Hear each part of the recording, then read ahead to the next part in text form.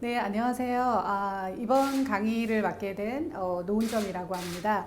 어, 사실 이제 이게 오프라인 강의로 예정이 돼 있다가 갑자기 온라인으로 바뀌어가지고 저도 좀 당황을 했는데요. 아무튼 코로나로 인해서 저희가 1년 동안 굉장히 익숙해진 것 같은데도 그리고 저도 또 온라인 강의도 많이 하고 있고 그런데도 또 오프라인에서 여러분들 직접 대면하면서 하는 강의가 훨씬 쌍방향으로 서로 공감하면서 할 수 있어서 좋은 것 같습니다. 근데 오늘은 또 어쩔 수 없이 온라인 강의로 여러분들 만나 뵙게 됐는데요. 이번 시간에 제가 여러분들께 말씀드릴 내용은 오프라인 리테일 쪽의 농식품 이슈하고 전망에 대해서 2021년에 어떤 큰 흐름들이 있고 또 전망은 어떻게 되는지를 좀 자세히 살펴보도록 하겠습니다. 네, 그래서 오늘은 크게 세 가지 컨텐츠로 여러분들께 말씀을 드릴 텐데요. 첫 번째, 유통시장을 둘러싼 환경들이 어떻게 2021년에 바뀌는지를 좀 보고요. 그리고 두 번째로는 오프라인 그 유통업체별로 주요 이제 전망치와 또 이슈들이 어떤 게 있는지 그런 것들을 같이 보겠습니다. 그리고 마지막으로 식품업계의 좀 인사이트를 제가 요약을 해가지고 좀 말씀을 드리도록 하겠습니다.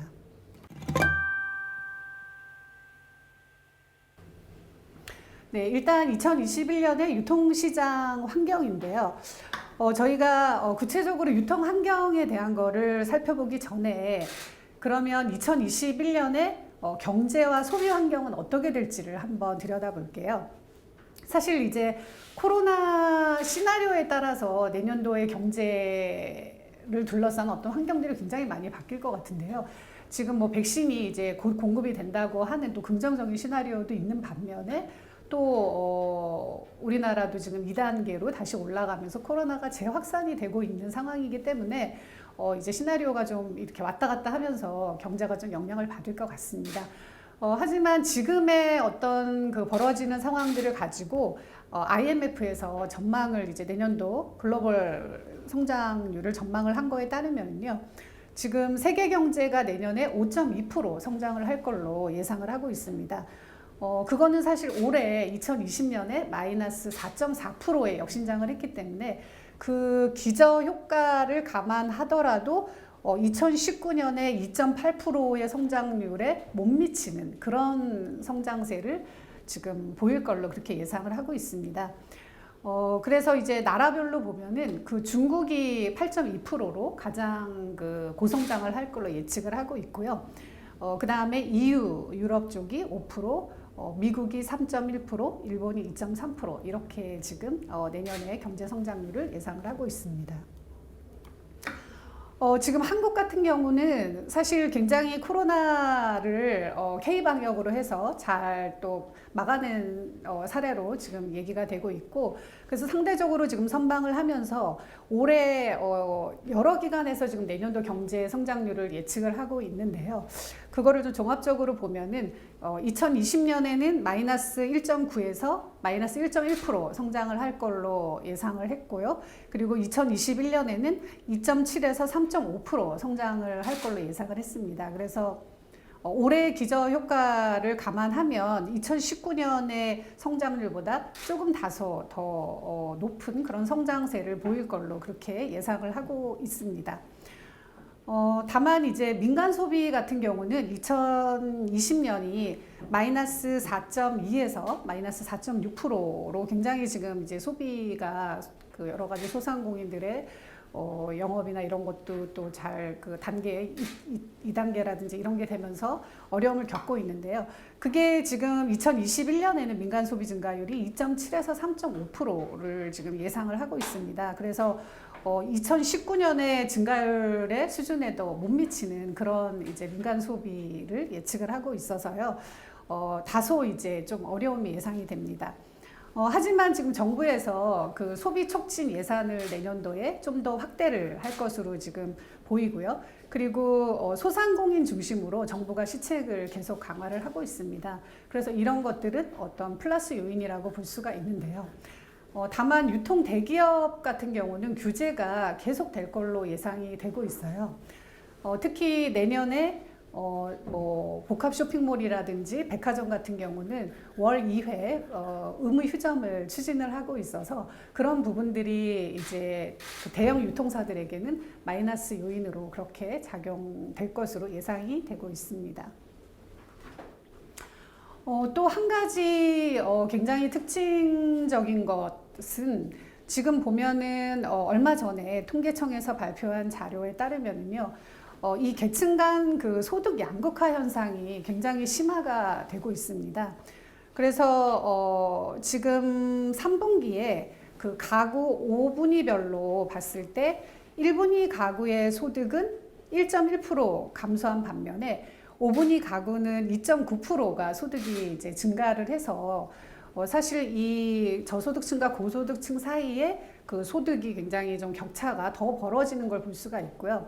그래서 이거를 이제 5분위 배율로 봤을 때 처분 가능 소득의 5분위 배율이 전년에 그 1분위와 5분위의 그 배율 격차가 4.66배였던 것이 지금 올해 3분기 같은 경우는 4.88배로 이제 확대가 되면서 이렇게 계층 간 소득 양극화 현상은 계속 심화될 것으로 그렇게 예상이 됩니다. 그래서 여러분들이 어떤 유통사라든지 그 상품 공급사 측면에서는 이런 소비의 양극화 현상을 조금 감안을 하시면서 그거에 어떤 맞춰가지고 상품이나 이런 것들을 어떻게 전개를 하고 그 입점을 하고 하실 것인지를 조금 고민하실 수 있는 그런 부분이 될 것으로 그렇게 보입니다.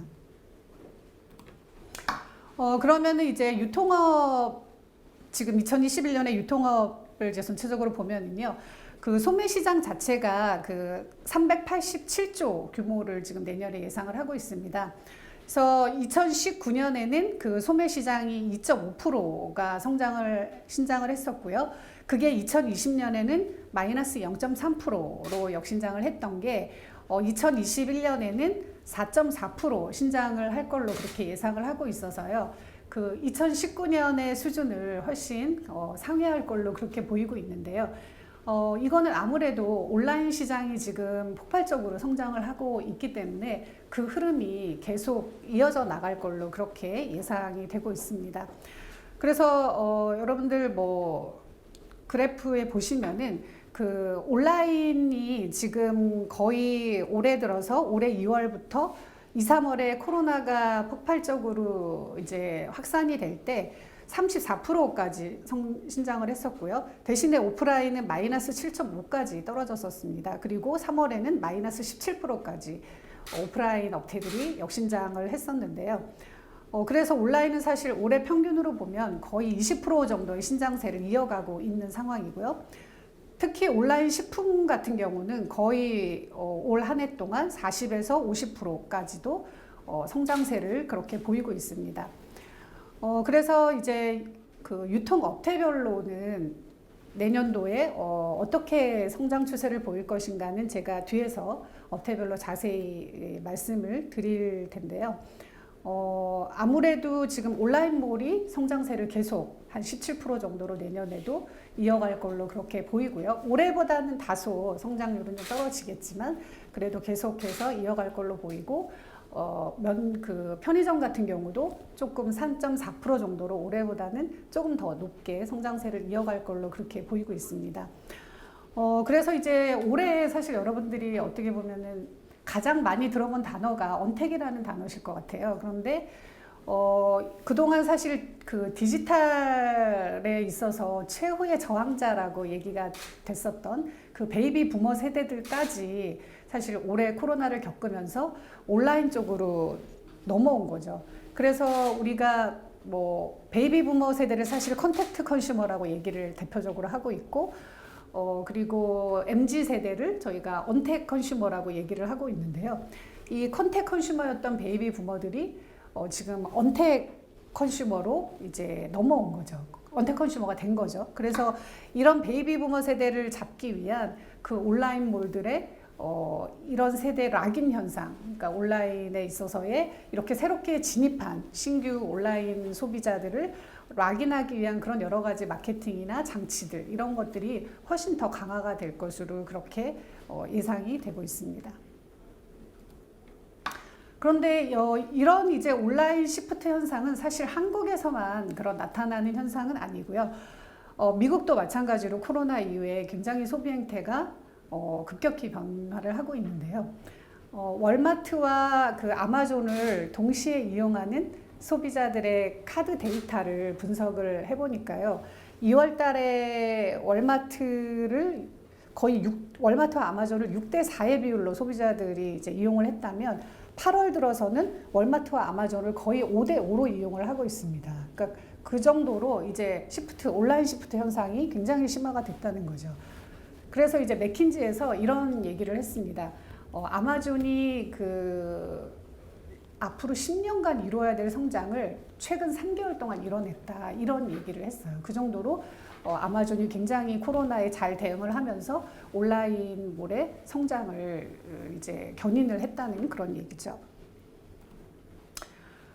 그래서 이렇게 리테일은 지금 우리가 오프라인 그 대형 업태로 대표되는 리테일 2.0의 시대에서 또 순수 온라인몰이라든지 소셜 마켓이라든지 뭐 오픈 마켓으로 대변되는 유통 3.0, 리테일 3.0의 시대를 거쳐서 지금은 네이버나 카카오톡과 같은 플랫폼 커머스가 견인하는 리테일 4.0의 시대로 지금 진입을 했습니다. 그래서 어떻게 보면 유통업체 간의 경계라는 것이 굉장히 모호하고 다 붕괴가 됐다고 생각하시면 되고요. 또 어떤 업체와 어떤 업체가 거의 다 합쳐지는, 장점만을 결합해서 융복합이 되고 또 유통 서비스는 굉장히 고도화되는 이런 흐름을 지금 보여서 리테일 4.0의 시대로 가고 있는 거죠. 게다가 지금 온라인 쪽에서는 굉장히 새로운 그 뉴 리테일 포맷들이 많이 생겨나고 있습니다. 뭐 온라인은 뒤에서 이제 오아시스 마켓 그 임원분께서 오셔서 아마 자세히 또 말씀을 해드릴 거라서 저는 자세히는 말씀은 안 드릴 텐데요. 일단 뭐 지금 앞에서 말씀드렸던 네이버나 카카오 또 패션 플랫폼인 브랜디 같은 플랫폼 커머스들이 큰 자리를 차지하고 있고 또 라이브 커머스가 지금 굉장히 대세로 떠오르고 있죠. 그립이라든지 뭐 네이버 쇼핑 라이브라든지 이런 것들, 그리고 블랭크 코퍼레이션이나 뭐 쿠켓마켓, 무신사 같은 컨텐츠 커머스 업체들, 그리고 온라인에서 굉장히 몰들이 세분화되면서 나오고 있는 뭐 정육각이나 뭐 사실 최근에 가장 이슈가 당근마켓이잖아요. 그러니까 셀슈머죠. 소비자이면서 판매자인, 소비자가 판매자가 되는 이런 당근마켓과 같은 업체들이 등장을 하면서 정말 온라인 몰들이 굉장히 세분화되는 그런 형태들을 보여주고 있습니다. 그래서 이런 것들이 어떻게 보면 오프라인 업체들한테는 굉장히 오프라인 리테일한테는 위협적인 요소로 작용을 하는 거죠.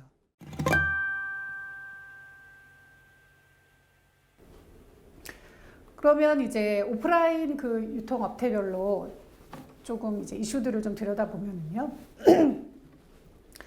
대형마트 같은 경우는 지금 올해 외식을 밖에서 못하고 집에서 밥을 해 먹어야 되는 추세 때문에 내식이 증가되면서 실적을 그런대로 생각보다는 유지를 해왔다고 볼 수가 있습니다. 그런데 내년에는 지금 올해 이제 3.3% 정도 신장을 했는데요. 근데 여기에는 약간의 수치 바이어스가 있는 게 코스트코라든지 트레이더스 같은 창고형 업체들도 포함이 됐어요, 매출에. 그래서 다소 수치가 좀 좋게 나타나고 있는 거고요. 이게 이제 내년도로 가면은 한 3%대 0.8% 성장을 할 걸로 그렇게 지금 이마트 유통산업연구소에서 전망을 하고 있습니다. 한 33조 8천억 정도의 규모가 될 텐데요. 그래서 이제 내년에는 구조조정이 굉장히 대형 3사를 중심으로 해서 많이 이루어지면서 성장률이 굉장히 둔화되는 그런 패턴을 보일 걸로 보이고 있습니다. 그래서 지금 이 대형마트 업계에서는 그 점포별 역할 재정의를 하고 있어요. 그래서 지금 부진점을 중심으로 해서 자산 유동화라든지 폐점을 강화를 하고 있고요. 뭐 지금 홈플러스 같은 경우는 점포 4개를 벌써 자산 유동화를 했고 또 롯데마트도 비효율 점포를 한 30% 정도 축소를 지금 하고 있습니다. 그리고 또 기존 점들을 경쟁력을 강화, 그러니까 왜냐하면 신규 점을 출점을 못하기 때문에 어떻게 해서든지 기존 점을 살려야 되기 때문에 기존 점 경쟁력을 강화하기 위한 지금 리뉴얼들을 지속적으로 하고 있는데요. 그뿐만 아니라 그 온라인 쪽하고의 어떻게 하든 그 시너지를 내야 되기 때문에 온라인 확대를 위해서 오토 체제를 정비를 하고 있습니다. 그래서 지금 이마트 같은 경우는 이번 연말에 이마트 그 임원들 인사를 난 것만 보더라도 저희가 알 수가 있는데요. 이마트 대표께서 이마트 그 쓱닷컴의 대표까지 겸임을 하는 걸로 이번에 이제 인사 발표가 났어요. 그래서 그 정도로 온라인몰과 오프라인몰의 어떤 시너지를 강화하겠다라는 거죠. 그래서 이제 이마트는 그런 식으로 흘러갈 거고, 홈플러스와 롯데마트 같은 경우는 오프라인 매장을 풀필먼트 센터나 다크스토어의 그런 물류센터의 거점 기반화하는 그런 형태로 기존점을 리뉴얼해가는 그런 전략을 더 이제 내년에 가져갈 걸로 보이고 있습니다. 그래서 요거를 조금 카테고리별로 조금 자세히 말씀을 드리면은요, 지금 그 채소나, 그러니까 어떤 이제 대형마트에 1월에서 9월 누계를 보면은요, 뭐 채소나 축산, 수산 같은 경우는 거의 뭐 9%대, 축산 같은 경우 특히 9.9% 성장을 하고 있어요. 전체적으로 사실 이 대형마트가 한 이제 마이너스 4% 정도 역신장을 함에도 불구하고 신선식품 쪽은 그 정도로 성장을 하고 있고, 그리고 간편가정식을 포함한 냉동 냉장 카테고리도 한 2% 성장을 하고 있습니다. 그리고 헬스앤뷰티 쪽, 여기는 뭐냐면 세정제라든지 뭐 마스크나 이런 게 들어가다 보니까 거의 28% 성장을 하고 있고요.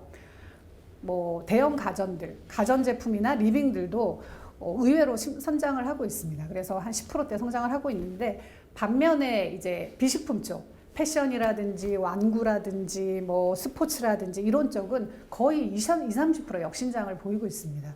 그래서 지금 이제 대형마트들은 내년에 식품이나 F&B는 더 강화를 하고요. 그리고 간편가정식은 풀라인업을 가져가면서 더 확대를 하고, 대신에 비식품 매장, 직영 매장은 축소를 하는 그런 흐름을 가져갈 것으로 예상이 되고요. 그리고 이제 앞에서도 말씀을 드렸던 것처럼 그 소비 양극화 현상이 굉장히 심화가 되기 때문에 어떤 저가 PB나 가격 민감도가 확대되는 거에 어떤 부응하기 위한 그런 노브랜드라든지 뭐 그 프라이스 그 롯데 프라이스 온리라든지 이런 어떤 저가 PB들을 더 확대를 해나갈 걸로 그렇게 예상이 되고 있습니다. 그래서 이제 두 가지 방향을 크게 말씀을 드리면요, 대형마트에서는 그럼 기존점을 어떻게 가져갈 거냐. 첫 번째는 그 고객 경험을 확대하는 그런 쪽으로, 이제 결국은 뭐냐면은 오프라인 매장에 왜 와야 되는지, 그러니까 리즌 투 비짓의 이유를 제시를 해야 되는 거죠. 오프라인 매장은 온라인에 대항을 하기 위해서는. 그래서 가능하면 오프라인에서만 경험할 수 있는 그런 다양한 고객 경험 요소를 확대하는 쪽으로 이제 하려고 하다 보니까 요번에도 이제 올해 이마트 월계점이나 그 홈플러스 부산 아시아드점 같은 경우는 이제 코너스라는 그런 브랜드를 아예 들여가지고 근린형 쇼핑센터 형태로, NSC 네이버푸드 쇼핑센터 형태로 아예 쇼핑몰처럼 그렇게 이제 마트를 리뉴얼을 했고요. 그 안에서의 움직임들을 보면 결국은 그 직영 매장이 사실 직영과 테넌트의 비율이 8대2였어요. 그 전에는 이마트 월계점 같은 경우에. 그런데 그게 이번에 리뉴얼을 하면서 직영과 테넌트의 비율이 3대7로 그렇게 줄어든 겁니다. 그래서 직영 매장을 3으로 줄이고 테넌트를 70%까지 확대를 한 거예요. 그래서 그 정도로 어떻게 보면은 비식품 쪽에 수익이 나지 않는 그런 매장들을 많이 줄이고, 신선 매장을 강화를 하고, 또 F&B, 푸드앤베버리지를 강화를 하고, 또 고객들이 와서 쉴 수 있고 경험할 수 있는 컬처 부분을 강화를 하는 그런 흐름을 볼 수가 있고요.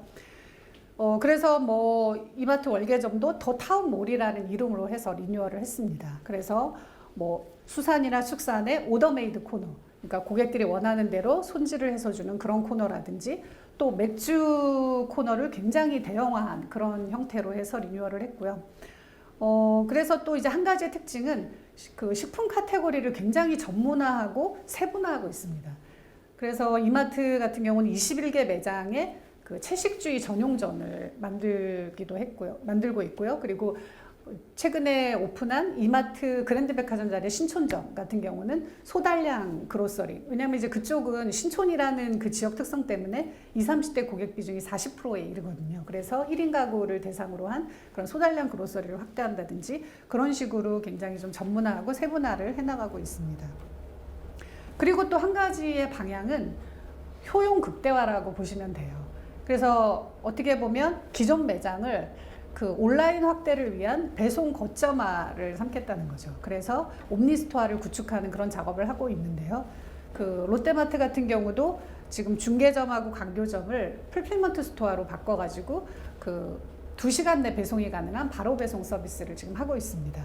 그리고 후방에 자동 그 패킹이 가능한 다크 스토어, 그러니까 조금 좀 미니 풀필먼트 센터 같은 그런 곳을 올해 14개인데 29개까지도 지금 늘리겠다고 계획을 하고 있고요. 그리고 홈플러스 같은 경우는 그 점포의 물류 기능과 또 규모를 업그레이드해서 풀필먼트 센터로 전환하겠다라고 최근에 발표를 했고, 뭐 계산점을 비롯해서 아무튼 그 온라인과 오프라인이 올인원 형태로 그런 유통업체로 전환을 하겠다 이렇게 발표를 한 상황입니다. 그리고 이마트는 이마트 청계천점을 지금 테스트를 하면서 이런 어떤 그 온라인 배송 거점을 확대하는 그런 쪽으로 테스트 매장을 가져가고 있습니다.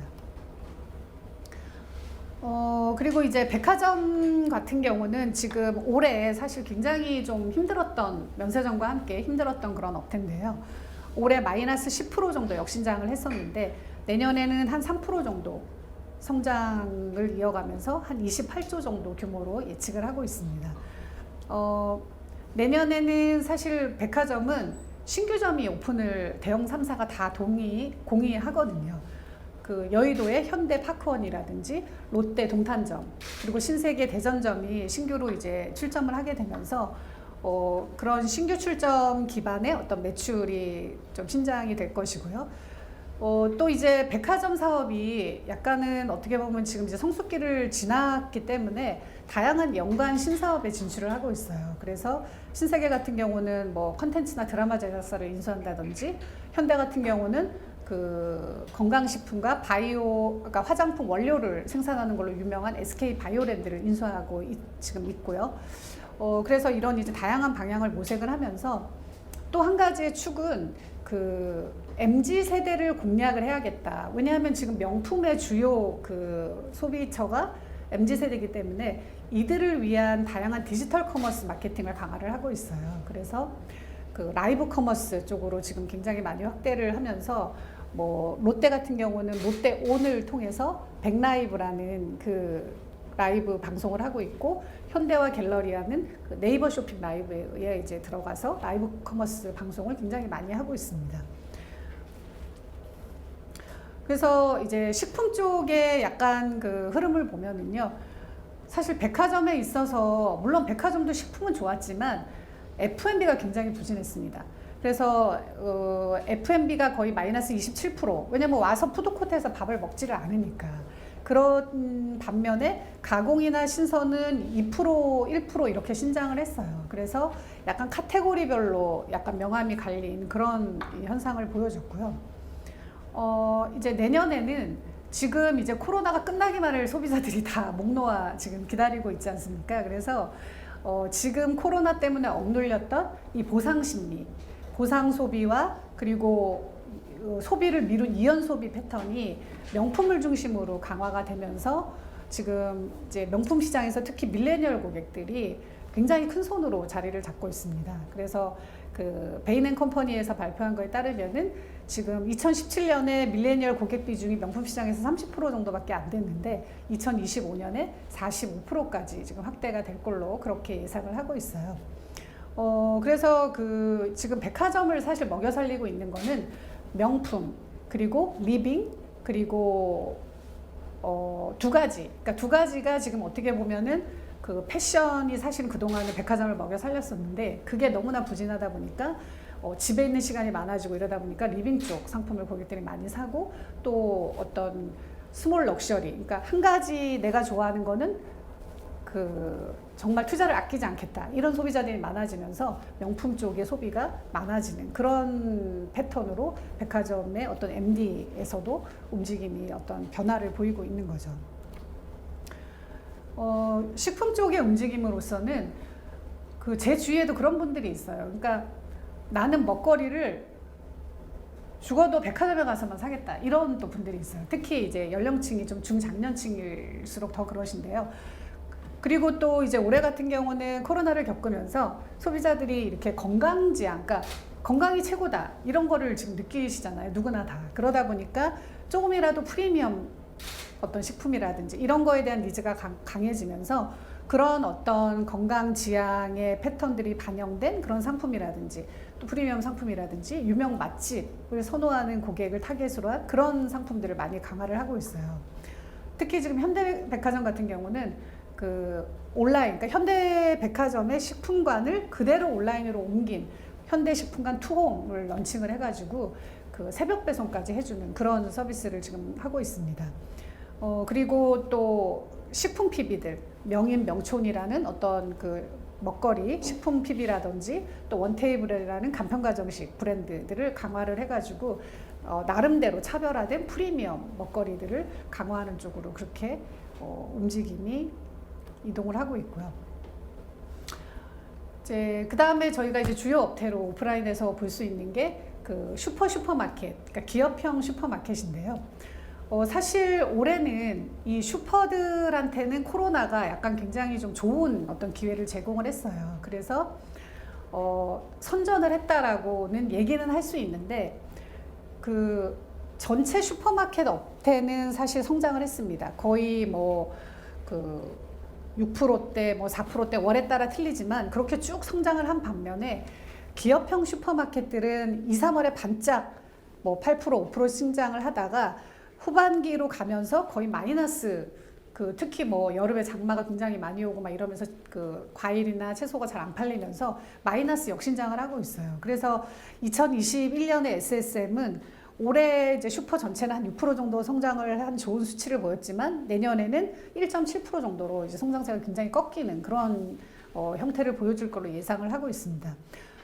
특히 지금 이 기업형 SSM들은 정부가 지원을 재난지원금이나 지역카페를 어떤 일반 슈퍼들, 소상공인 슈퍼를 대상으로 해서 이제 많이 지원책을 하고 있고 이런 SSM은 거기에 따라서 약간은 그런 사용처에서 제외가 되면서 실적이 또 이렇게 교차가 되는 이런 상황을 보이고 있어요. 그래서 그런 동네 슈퍼들이나 일반 슈퍼들이 올해 상당히 잘 된 그런 한 해였고요. 그래서 내년에는 이 SSM 업계는 어떻게 하면 좀 재무 건전성을 제고할 것인지 그쪽 방향으로 지금 이동을 할 것 같습니다. 그래서 부진점을 좀 축소하고 직영점을 좀 줄이면서 가맹점을 확대하는, 그래서 약간은 흑자 전환을 목표로 한 그런 변곡점이 일어날 걸로 그렇게 예상이 되고 있습니다. 그래서 이제 어떻게 보면 사실 이 슈퍼들이 또 힘든 게 온라인몰들이 다양한 배송 경쟁이 지금 치열하게 벌어지고 있기 때문에 이 슈퍼들도 GS 프레시 같은 경우는 지금 네이버와 위메프에 이제 신선식품몰로서 입점을 했고요. 플랫폼하고 제휴해서 이제 온라인 채널을 강화를 하는 거죠. 그리고 이제 홈플러스 익스프레스 같은 경우도 요기요를 통해서 즉시 배송 체제를 강화를 하고 있고요. 그리고 이제 이마트 에브리데이 같은 경우는 1인 가구가 지금 비중이 한 30% 정도가 되거든요. 그래서 1인 가구 1코노미를 대응한 어떤 MD들, 소달량 그런 MD들을 강화를 하고 있습니다. 한편 이 중기부에서는 사실 지금 이제 동네 슈퍼 쪽을 굉장히 좀 여러 가지 차원에서 지원을 많이 강화를 하고 있어요. 그래서 무인 계산대나 스마트 매대 같은 거를 어떤 스마트 기술을 도입하는 비용이라든지 컨설팅 같은 걸 지원을 해주고 있고, 또 공공배달 앱을 지자체별로 만들어가지고 국내 슈퍼 배달 앱인 로마켓이나 이런 거를 통해서 1시간 내 배송을 해주는 그런 지원을 이제 국가에서 많이 강화를 하다 보니까 사실 동네 슈퍼들의 경쟁력은 굉장히 올라가고 있고, SSM은 사실은 이제 나름대로 좀 더 차별화를 해야 되는 그런 어떤 상황이라고 보시면 됩니다. 게다가 이제 슈퍼, 특히 기업형 슈퍼들한테 지금 위협적인 요소는 온라인 식품 전문몰들이 굉장히 약진을 하고 있다는 거예요. 특히 굉장히 전문화된 온라인 식품몰이죠. 그래서 뭐 정육가 같이 이렇게 도축 날짜를 표기하는 축산에 있어서 굉장히 전문화된 쇼핑몰이라든지 또 수산에 있어서 그 전문화된 인어교주 해적단 같은 그런 모바일 앱이라든지 또 D2C라고 해서 다이렉트로 판매를 하는 어떤 블로그 커머스들이라든지 그리고 최근에 가락시장을 기반으로 한 커머스 플랫폼인 살아있네라든지 이런 어떤 다양한 온라인 몰들 때문에 그 슈퍼들의 경쟁력은 굉장히 좀 어려움에 내년에는 조금 더 처할 수 있는 상황이죠. 이제 편의점 같은 경우는 근린형 소형 포맷으로서의 이제 굉장히 수혜 업태죠. 하지만 지금 그 신규 출점 신장률이 굉장히 계속 둔화되고 있습니다. 그래서 2016년, 17년에 14% 가맹 증가율이 14%에 해당 그 정도 나타났던 게 18년, 19년에 7% 정도로 떨어졌어요. 그래서 이제 편의점은 내년에는 한 3.4% 정도 성장세를 지금 예상을 하고 있고요.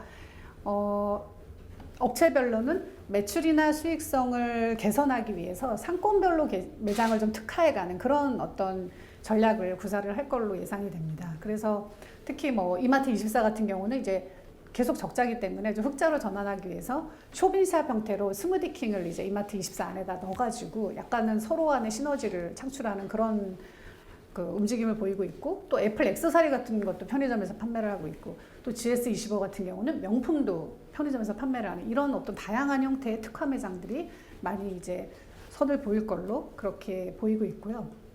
그리고 특히 우리가 편의점 하면은 최근에 가장 어떻게 보면은 소비 트렌드를 주도하는 그런 핫한 상품이라든지 그 식품업계하고의 콜라보 마케팅을 되게 강화를 하고 있어요. 그래서 이 콜라보 마케팅이 내년에도 굉장히 대세로 이어질 걸로 그렇게 예상이 되고 있습니다.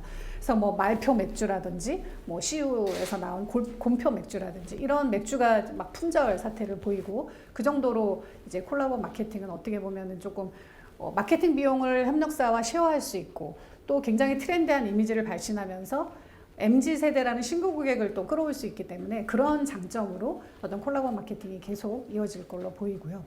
그리고 이 이제 초소량 즉시 배달을 지금 시작한 플랫폼 기반의, 그러니까 배달 플랫폼 기반의 비마트나 요마트 이 업체들이 사실 편의점에 굉장히 지금 경쟁 상대가 되고 있어요. 그래서 생필품을 배달하다 보니까 편의점 주력 상품하고 카니발라이제이션이 일어나서 지금 편의점 업계들도 뭐 도보 배달이라든지 또 이렇게 뭐 배달 플랫폼을 그 CU 같은 경우 유메프 5에 입점하는 이런 형태로 해가지고 확대를 좀 하고 있습니다.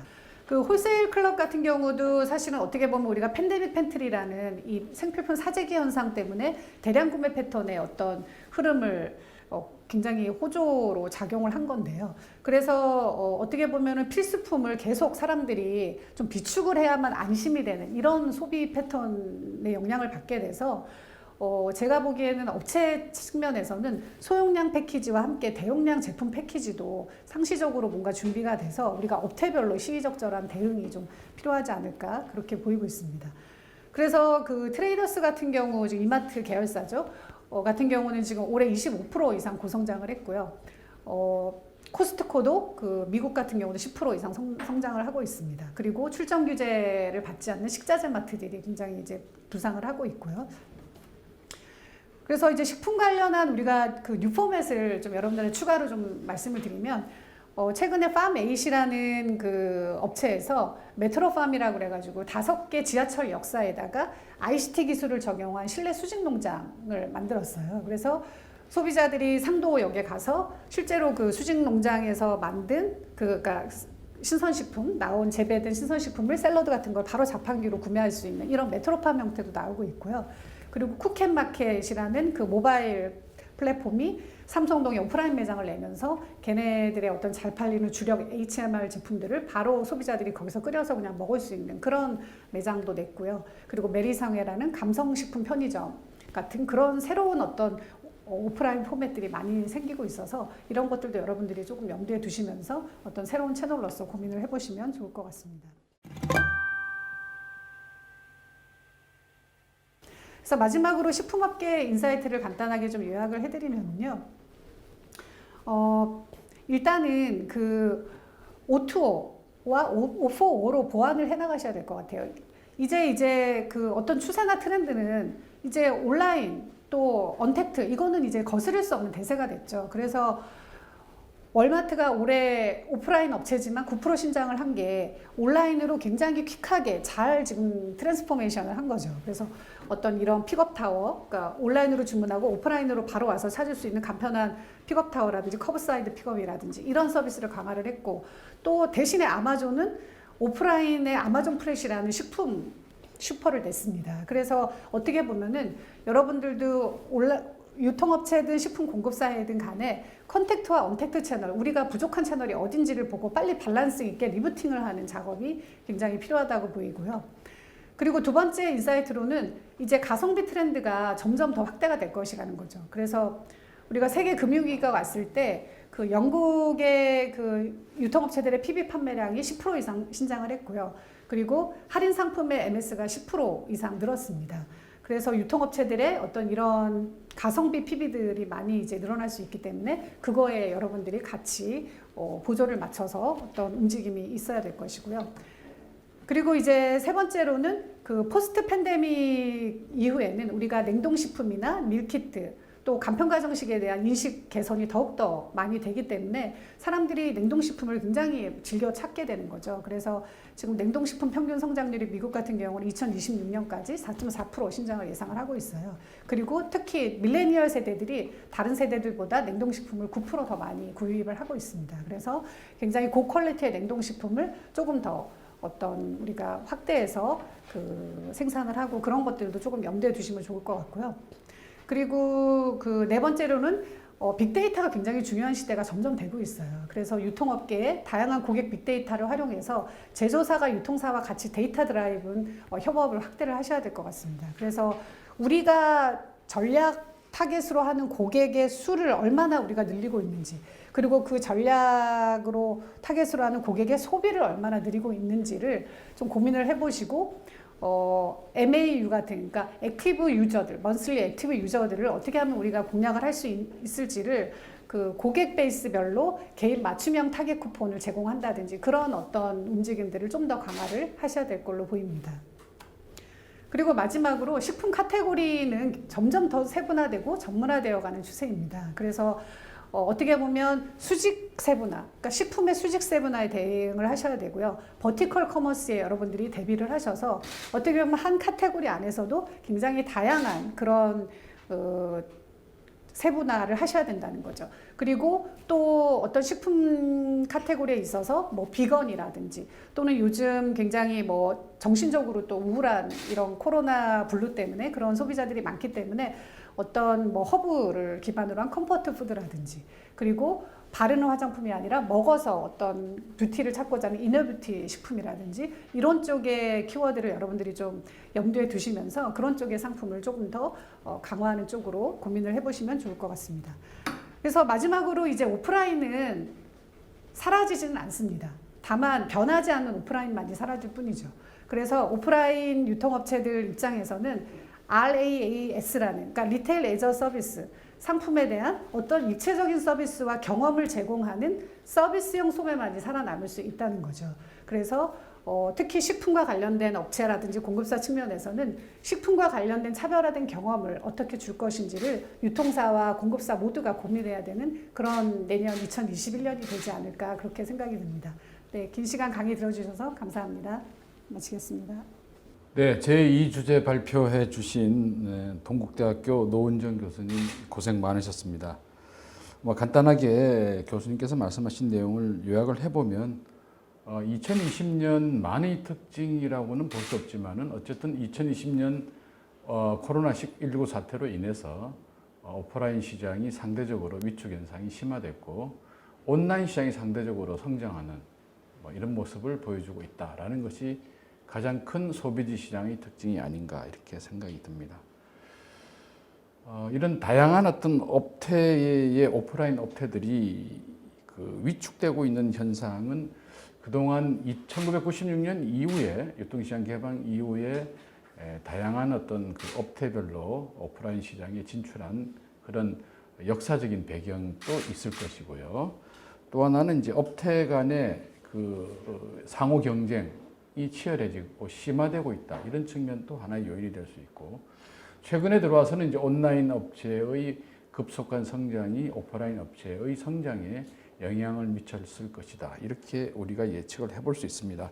어쨌든 지금 업태별로 다양한 어떤 그 대응 방안을 마련해 주시고 전망도 제시해 주셨는데, 주로 보면 이제 구조 조정의 문제도 나온 것 같고요. 리뉴얼화 문제도 나온 것 같고, 특성화 내지는 엔터테인먼트의 강화라는 측면, 그리고 콜라보 마케팅의 확산, 물류 서비스의 확대, 그다음에 온오프라인의 연계 강화, 이런 방안들이 앞으로 업태별로 조금의 차이는 있지만 지속적으로 나타날 것이다. 이렇게 말씀을 해 주신 것으로 생각됩니다. 장시간 다양한 업태별로 오프라인 시장에 대해서 발표해 주시느라고 고생 많으셨습니다.